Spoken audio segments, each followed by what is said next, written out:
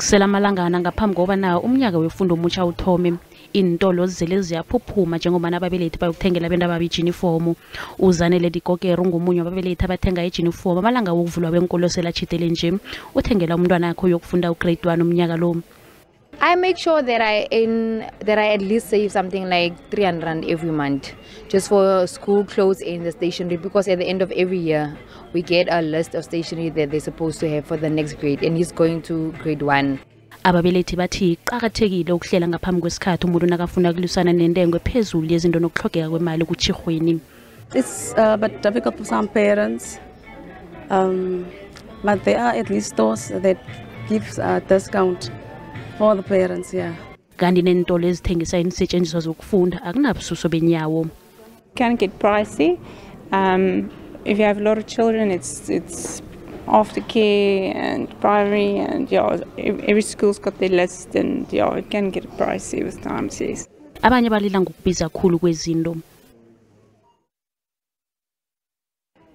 Nakusenjalo Isikhathi siyatjhidela bona kuthoma ukufunda nokufundisa eenkolweni ezisehlanzeni, kodwana abanye ababelethi eMbombela eMpumalanga nanje basafunela abentababo iindawo zokufunda. Umnyango wezeFundo eMpumalanga uthi kuneragelo phambili ekutholeleni abantwana baka-Grade 1 nabaka-Grade 8 iindawo zokufunda.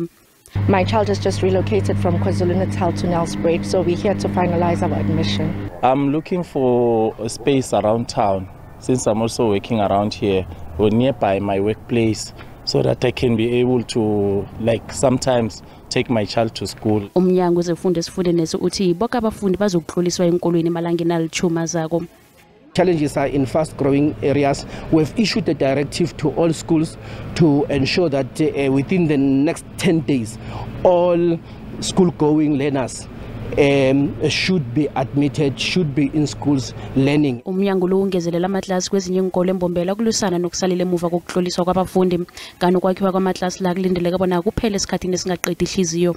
We gave, the contractors, a mandate to accelerate the process last year, and we visited these schools, so they should be ready. They should be ready to accommodate all the learners.